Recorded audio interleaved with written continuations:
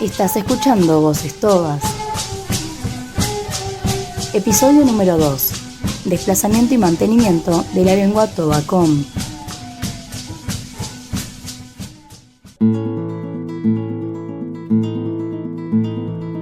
Les damos la bienvenida a la serie de podcast llamada Voces Tobas. A través de distintos episodios vamos a presentar al pueblo Toba o Com y algunas características de su lengua y sus hablantes. Non karbirgaki nena lenagat podcast nena nachakanaktak lenagat com labiljak nayogorat nonatak lonatak nena kompi tak manche nawa karaktaka.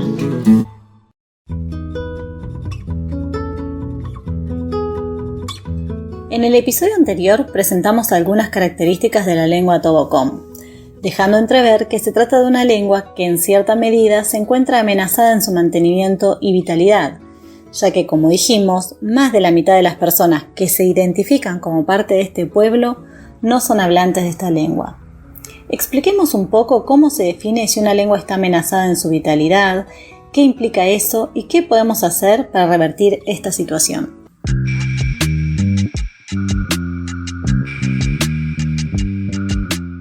La vitalidad de una lengua se evalúa a partir de varios factores que determinan si está en peligro de desaparecer o dejar de ser hablada, o si se mantiene fuerte y con un uso sostenido en su comunidad de hablantes. Son muchos los criterios que se pueden usar para medir el grado de amenaza de una lengua. Aquí vamos a presentar 4 aspectos que nos parecen claves. El primer aspecto refiere a la transmisión intergeneracional. El segundo, al número de hablantes y los espacios de uso dentro de la comunidad. El tercero, a las políticas y el estatus de la lengua. Y el cuarto, a las actitudes de los hablantes y de la sociedad. Respecto del primer factor, la transmisión intergeneracional es el más importante. Si los niños dejan de aprender la lengua en el hogar y solo los adultos mayores la hablan, la lengua está en peligro. Por lo tanto, este aspecto es el considerado más vital para el mantenimiento de una lengua, es decir, que una lengua sea transmitida intergeneracionalmente en el ámbito de la familia. Respecto al segundo factor, el número de hablantes y los espacios de uso dentro de la comunidad, refiere a que cuanto más hablantes tengamos de una lengua, más fortaleza va a tener esta lengua. Ahora bien, si solo una minoría la habla, la lengua se va a encontrar amenazada, así como si se la usa solamente para espacios muy restringidos, como por ejemplo los espacios religiosos o ceremoniales. Respecto del tercer factor, que refiere a las políticas y estatus de la lengua, lo que podemos decir al respecto es que aquellas lenguas que están reconocidas en la legislación y apoyadas en políticas públicas tienen mucho más chances de fortalecerse y mantenerse. Por ejemplo, los espacios comunicativos de los medios de comunicación o los espacios educativos formales dan muchas posibilidades para el mantenimiento de una lengua. Si una lengua tiene presencia en los medios de comunicación, espacios digitales o redes sociales, tiene muchas más posibilidades de mantenerse vigente. O si una lengua se usa en la educación formal y se cuenta con materiales educativos en la lengua como libros, diccionarios, gramáticas, etc. Respecto del cuarto aspecto, las actitudes de los hablantes y de la sociedad, estamos haciendo alusión a que si la comunidad hablante de una lengua es discriminada por hablar esa lengua, puede que sienta vergüenza y que prefiera dejar de usar la lengua de su pertenencia y apele a la lengua mayoritaria, como por ejemplo el español. Por lo tanto, ahí se aumenta el riesgo de que esta lengua sea desplazada por la lengua mayoritaria. En síntesis, los 4 factores fundamentales para poder medir el grado de amenaza de una lengua son la transmisión intergeneracional, el número de hablantes y los espacios de uso, las políticas y el estatus de la lengua y las actitudes de los hablantes y de la sociedad. Las lenguas están amenazadas cuando sus hablantes mueren o sienten discriminación y maltrato por hablar sus lenguas y dejan de comunicarse con sus familiares o se les prohíbe su uso en las escuelas. A continuación, escuchemos algunos relatos en primera persona de hablantes de la lengua Tobacom acerca de las peripecias que vivieron hablando su lengua.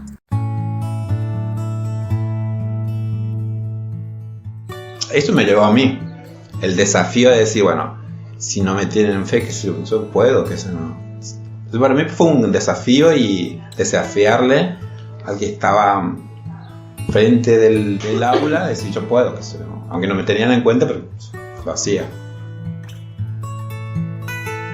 Yo creo que a través de las investigaciones, que muchas veces yo insisto en la investigación, porque son muy pocos que tenemos ahora de ancianos. Cada día perdemos un anciano. Perder un anciano es como perder un libro, porque son ellos los que tienen los conocimientos. Ahora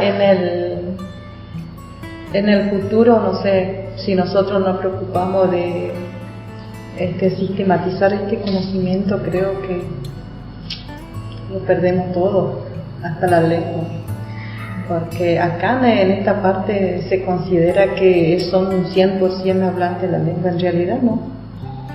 Los chicos ya no son hablantes de la lengua, por más que la madre le habla en Comlactac, pero ellos contestan en castellano, porque desde chiquitos ya viven o sea que está frente del televisor y ellos miran dibujitos y todo lo que dicen del dibujito ellos imitan.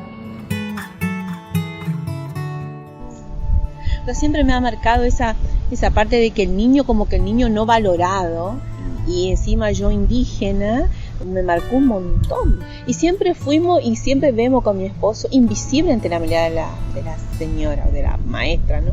Como que nosotros no existíamos. Para ellos éramos invisibles, o sea, no contábamos. No le interesaba si hemos aprendido o no, si entendíamos o no. Un montón de cosas negativas para mí. Yo recién en cuarto me acuerdo que mi padre me regaló un diccionario y me aferré tanto a ese diccionario que me parecía que descubrí el mundo con ese, porque la maestra que atendía a las comunidades ella me enseñó a leer y aprendí rapidísimo, y leí, una vez que leí nadie más me paró, pero sin embargo después, estando ya en séptimo, encuentro a otra señora, otra maestra que valoró mucho, porque yo soy de redactar y la de hablar y la de decir y la de todo, entonces ella me dio mi espacio. Entonces yo hacía las redacciones, me la leía en los actos, conducía los actos, atención, me valoró en todos mis conocimientos como niña indígena. Eso es lo bueno. Después lo negativo fue los insultos, todo lo que uno vive como niño, cosas que uno no quiere que sus hijos vuelvan a pasar, ¿no? Y eso es algo que me marcó muchísimo. Me hice grande, 9 años más o menos, cuando me llevaron a la escuela primaria. Hice primer grado, porque empecé ahí mi primer grado en la escuela rural. Yo tenía que caminar 5 kilómetros a la tarde. A las 11 salía para llegar a las 12:30, 1. Y estuve ahí un año, no me aguanté porque era muy terrible, era la discriminación de los chicos criollos conmigo, porque yo era el único aborigen en primer grado. Y éramos 7 aborígenes en total en la escuela, pero otros 2 que estaban en segundo, y somos 3, y otros 3 que estaban en tercero y cuarto. Y ahí, yo no aguanté porque todas las mañanas, o sea, todos los días cuando llego, los chicos empiezan a buscarme peleas, insultos. Y cuando le comentaba a la maestra, no me hacía caso, o sea, siempre ella me ponía en penitencia. Que le agarraban los chicos criollos, me agarraban a mí para... No. Y ahí, un año estuve y después ya no me fui más.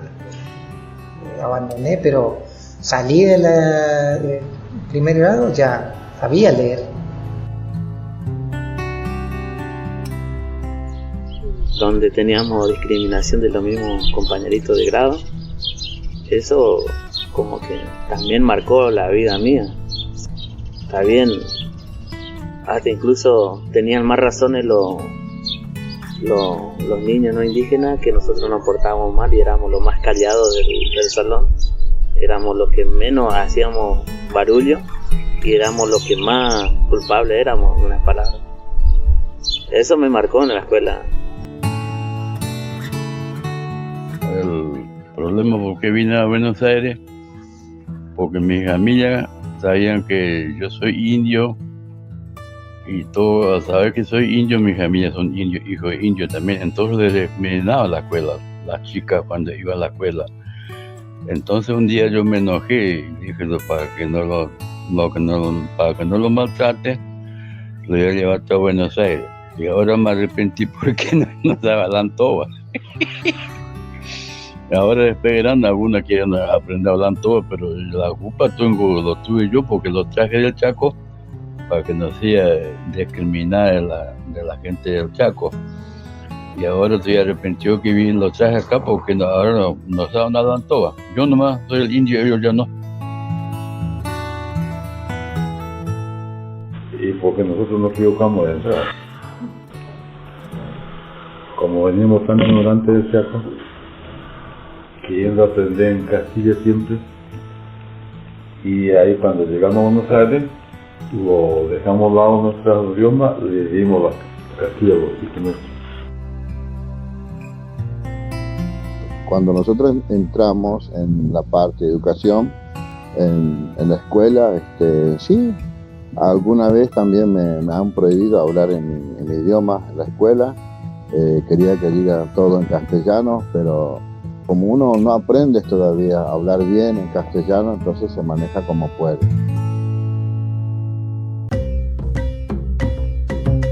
También escuchemos estas reflexiones en lengua com, en las cuales un anciano nos cuenta acerca de la transmisión intergeneracional de la lengua en la familia a través de expresiones cotidianas como son las órdenes o mandados de los padres hacia los pequeños. A pesar de su denominación, no deben comprenderse necesariamente como emisiones autoritarias, sino que estas órdenes o mandados remiten a cuando un padre o una madre le da una instrucción o una consigna simple a sus hijos o hijas sobre cómo comportarse en la vida diaria. Las órdenes domésticas se refieren a cuando los padres o las madres le piden a los hijos o las hijas que hagan tareas de la casa, como buscar agua o leña o cuidar a algún hermanito o hermanita. Estas órdenes o mandados constituyen un modo efectivo y persuasivo de transmitir ciertas conductas sociales deseables y esperadas en los niños y las niñas, así como también regulan la organización cooperativa del trabajo en la familia y son un género comunicativo muy resistente y que se mantiene en com a pesar de la gran hegemonía que tiene el español en la comunicación familiar. Es decir, a pesar de que la lengua de preferencia para la comunicación familiar es el español, vemos que existen situaciones domésticas muy particulares, como el caso de estas órdenes, en las cuales los abuelos, abuelas, los padres, las madres y los tíos y tías optan por el toba. Por eso, escuchemos este audio en lengua com, en el que podemos ver el mantenimiento de estas emisiones en contextos en los que el español va desplazando a la lengua toba o com. Nak tagi kana nate katanta eta dayamak ni yalek alay ke etat nache dansok enak haha silay ke kal takayama kasok anyole yale alay ke kan ko ipak nachiasa tas kanula haha silay ke mirewo na se eta Iji ak sira. Aha, awasen. Kakka takare. Nepe. Ilai ke manik. Kole awit nwi. Aha. Katkale kaya. Ilai ke itat. Kakalnya kaya natakain nepe kaatrio arta. Kakak kome wo paatawo deketak niyak. Deket kalya kakak tes kolek tidak sauga ikesok takara epak kakak ka sorole hilo tay ke koi pakala tay ginaliak aha na tetek wa unrek. Ahora bien, nos preguntamos, ¿qué implica que una lengua esté amenazada en su vitalidad y qué podemos hacer para revertir esa situación? Cuando una lengua se encuentra en riesgo, la comunidad pierde un elemento clave de su identidad cultural, de su pertenencia y de la herencia de sus antepasados. Además, desaparecen conocimientos ancestrales asociados a la lengua, como la medicina tradicional, los conocimientos ecológicos o formas más específicas de organización social. Por eso, es fundamental pensar en estrategias para recuperar la lengua en aquellas personas que ya no la hablan y pensar diferentes acciones para su mantenimiento, sobre todo en los niños y las niñas, tal como algunos hablantes de la lengua Tobacom reflexionan en los siguientes audios. Las acciones que las cuales uno puede hacer sería hablar constantemente la lengua materna. Hablar desde la casa, desde el barrio, desde la sociedad, cuando va de compras, cuando está con gente que no es de su propia comunidad, o sea, no sentir miedo, no sentir vergüenza de pronunciar y de ir hablando su propia lengua materna, como sería.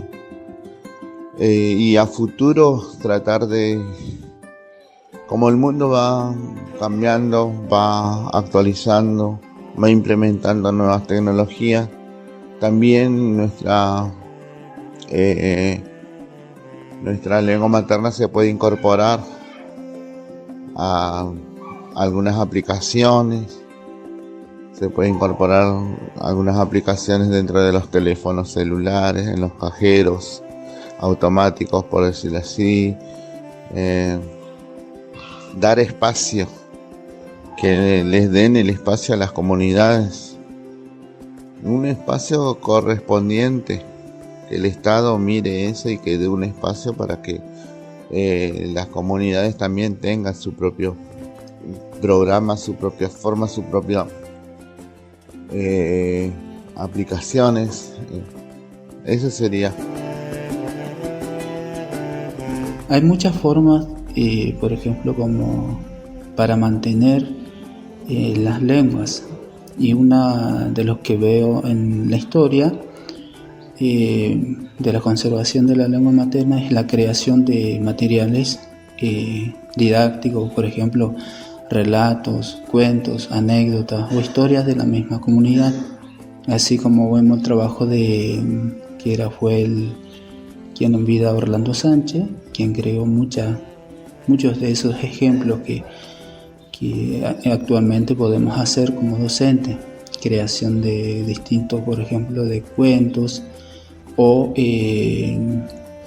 historia contada por los ancianos de la misma comunidad, y otras acciones que puede hacer dentro de la escuela. También se puede realizar diferentes actos en forma bilingüe, por ejemplo 12 de octubre, Semana de los Pueblos Indígenas, que son muy importantes también dentro, que son historias, que son parte de la misma historia de las comunidades, así como también la masacre de Napalpí, la masacre del Zapallar o Rincón Bomba, o sea, todos los que son parte de las efemérides también se puede enseñar eso, y eso en ese sentido se conserva y se fortalece la lengua com. Si es tu lengua, hay que recuperarla. O sea, ella como que me ayudaba a poder recuperarme desde mi lengua, ¿no? Y sí logré, desafiándome otra vez, y sí logré hablar. Y todo el mundo se admiraba cuando yo hablé, porque yo cuando llegué a Cisma, eso, todo el mundo hablaba el idioma. Yo me sentía, viste, cuando decía, estoy re avergonzada. Encima rabia me tenía, porque decía, no podés, como te habrás devorado los libros, no podés hacer que todo. Entonces volví a hacer todo. Y mi comunidad se enojó. En ese sentido se enojaron porque decían, vas al retroceso. Y ahí empezamos la educación bilingüe cultural. No, le dice a mi mamá, no podés que ella vuelva otra vez. ¿Para qué va a estudiar otra vez toda la parte de COM? Ese es mi dos desafíos muy grandes en mi vida. Volver a hablar en COM y volver a explicarle otra vez al pedal la interculturalidad. Mira. Entonces desde ahí otra vez. Entonces con una compañera que es de Pampa y sigue siendo mi compañera y mi amiga íntima, con ella yo le dije, ayúdenme. Bien. Y ellos me querían, yo era la coleguita. Yo decía, yo necesito demostrar a otros que sí se puede recuperar y desafiar que sí puedo recuperar. Muy bien, todo el tiempo me hablaban en COM, porque yo entendía. Mi gran problema era, pero mi mamá decía así, mientras vos no te sentís y no dejás tu vergüenza, no jamás. Entonces ya, como se hablaba. Mi mamá a veces se mataba de risa porque yo le salía por otro lado las pronunciaciones y yo hablaba en COM, como sea, hablaba en COM. Después, y las otras, háblenme, díganme, ¿viste? Me llené de batería de un día para otro. Me iba a Pampa, una reunión con SEA, o sea, que mi esposo, y después me casé con mi esposo, que también lo conozco ahí, y con él todo el tiempo hablábamos. Pero ahí, un día no me di cuenta, estaba de hora a hora en COM. Y después yo dije, mi otro indígena allá y mi otro castellano acá, yo me admiraba de cómo yo iba hablando de manera fluida el COM. Y siempre buscaba cuando había una fiesta, yo me iba, no importa si nadie me invitó, pero yo me sentaba con cualquier abuela y comenzaba a hablar. Porque parecía que estaba descubriendo mi mundo de vuelta. Y así, y después, en ese sentido, y se puede recuperar, porque yo puedo testimoniar mi propia vida en que sí se puede, o sea, pues yo entendía, a veces la mente leía todo en COM, veía a mi alrededor, y ahora cuando hablo en COM con las abuelas, me siento tan satisfecha de mí misma, de lo uno fue logrando, ¿no? Inclusive después cuando vuelvo a mi comunidad, después de 4 años fuera, vuelvo, hablando en COM, me miran, ay no, ¿cómo aprendiste? Y recuperándome, le digo, así incentivar a que muchos mayores de mi comunidad puedan valorar otra vez la parte. Somos ya los últimos que estamos tratando de luchar para que nuestra cultura no se apague. Porque cuando se apague, no existimos. Mientras que hay una llama, seguimos existiendo a través de los diálogos, los consejos, los docentes que tratan lo posible para que la cultura COM, sea Mojoy, sea Wichí, permanezca. Y no, eso depende del núcleo familiar del chico. Ahí aprende. Sí. No solo que uno, porque no le enseñó el idioma y que la escuela es la que pueda enseñar a nuestros chicos en su propia lengua. Podemos enseñar acá, pero también que los padres nos ayuden a que hablen su propio idioma en la casa. Así el chico viene a la casa y de lo que le enseñan, acá enseñamos algo, entonces el chico va captando, esto me enseñó mi papá. Y así se relaciona y así se ayuda entre padre y familia, docente y familia. Porque no solo porque en la escuela se enseña el idioma, no, eso no, porque no es porque todo el día damos la lengua. Tenemos día y horario de dar en la lengua, pero lo que se escucha más, donde puede aprender más el chico en la casa hablando el idioma, de lo que hablan los padres, de lo que escucha. Hoy, en la actualidad, creo que el chico indígena es muy diferente la era nuestra. El chico indígena quizás hoy ya maneja las 2 lenguas. Al cierto comienzo de la escolaridad, del jardín infante al espacio del primario, ya manejan 2 lenguas. Ya el maestro no indígena ya es poca la dificultad que tiene como antes nuestros maestros que nos enseñaban. Ellos no nos adivinaban si nosotros aprendíamos el tema o no, porque movíamos las cabecitas porque no es que no entendíamos lo que ellos enseñaban, pero la expresión nos faltaba para devolver la pregunta del docente, que lo que nos estaba preguntando nos dificultaba mucho para expresarnos. Esa es la dificultad que teníamos antes de nuestra era, pero hoy el chico indígena progresó bastante de manejar las dos lenguas, el castellano y el com, y a la versa, a veces al revés, habla más el castellano y menos su lengua materna. La era nuestra era más manejable nuestro idioma que el castellano. Era nuestra segunda lengua, el castellano, pero a la vez ahora es al revés.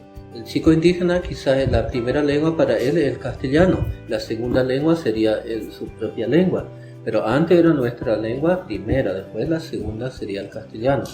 Pero esa necesidad que teníamos antes nosotros para comunicarnos al docente que no era indígena. Siempre nos alineaba, no sé si este chico entendió, estoy en duda, a ver si entendió el tema o no. Pero ahora al contrario, el chico indígena progresó bastante en esta era que tenemos hoy, en la década que estamos.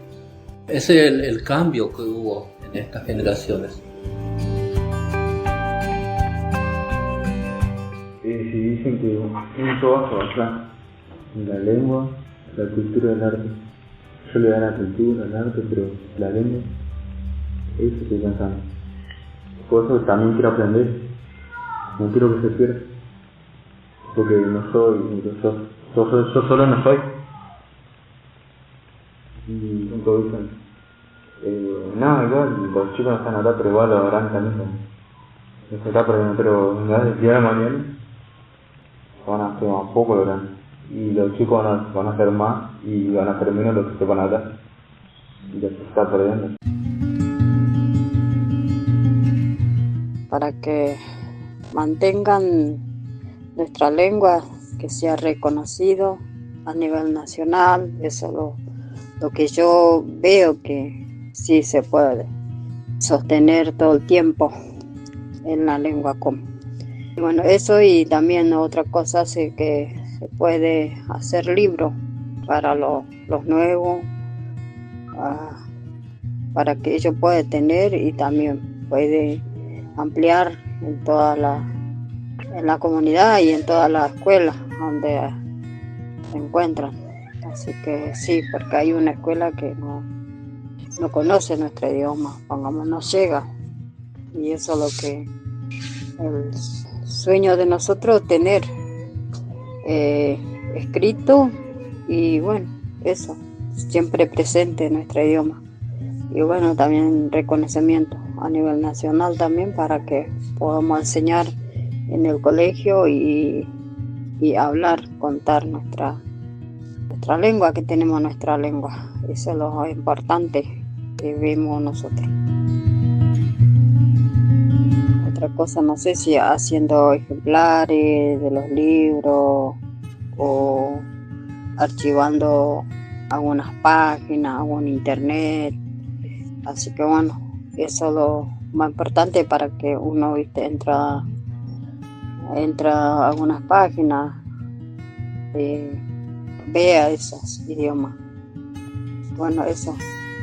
En el Chaco a veces no tiene información muchos, porque ellos hablan el idioma como nosotros. Como yo hablo mi idioma, pero el problema de mis nietos que viven acá, mis hijos, ellos también necesitan hay un lugar para que se archive.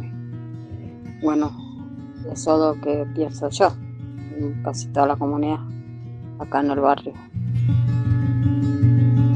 Bueno, sobre las acciones de seguir manteniendo la lengua toba, siempre tener materiales para distintas comunidades que sepan que nosotros vivimos la existencia de los pueblos originarios. Entonces, mantener eso, transmitir uno al otro, que digamos toda esta nueva tecnología la estamos aprendiendo juntos y sigamos juntos. Es decir, somos una Argentina, como algo como somos hermanos, vivimos acá adentro. Y lo importante, el valor que tiene cada uno es el castellano, la lengua toba y bueno, por ahí hay otros más idiomas, pero nos consideramos como hermanos. Vivamos tranquilos, transmitirnos uno al otro, que aquel que no entiende lo vamos a transmitir, lo vamos a enseñar también. Y qué hermoso, la verdad, muy contento, estoy muy orgulloso de mantener mi lengua toba. Y con eso puedo contar hasta el último de mi vida, que es importante, es un documento para mí.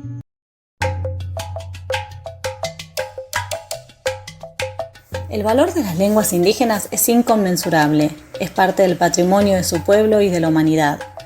Entre las acciones más importantes para la vitalidad de la lengua tenemos que considerar el rol de la escuela y las denominadas políticas de educación intercultural bilingüe. En el siguiente episodio, en el episodio 3, vamos a adentrarnos en algunas reflexiones sobre este tema. Por último, cerremos este episodio escuchando una canción en esta lengua en las voces de un coro de niños, el coro Comí Compi, como una apuesta a la esperanza y al mantenimiento de esta lengua a pesar de las embestidas que viene sufriendo.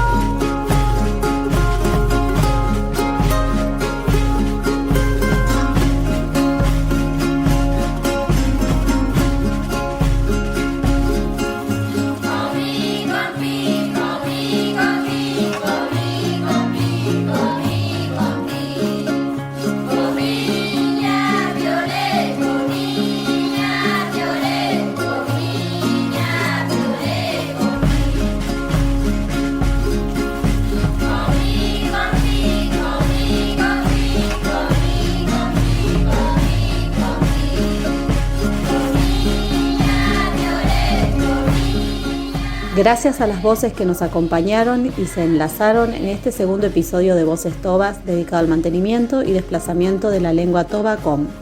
Escuchamos hoy, en orden de aparición, a Alma Folguera Hedge, Ana Carolina Hedge, Isabel Pereira, Ezequiel Jacobo Zacarías, Amada Farías, Ada López, Severiano Zanón, Higidio Canteros, Ramón Yúriga, Mauricio Maidana, Aldo Ramírez, Benjamín González, Bonifacio Femanía, Simón Cabrera, Sabino Méndez, Nahuel López, Ana Medrano y Omar Camachi.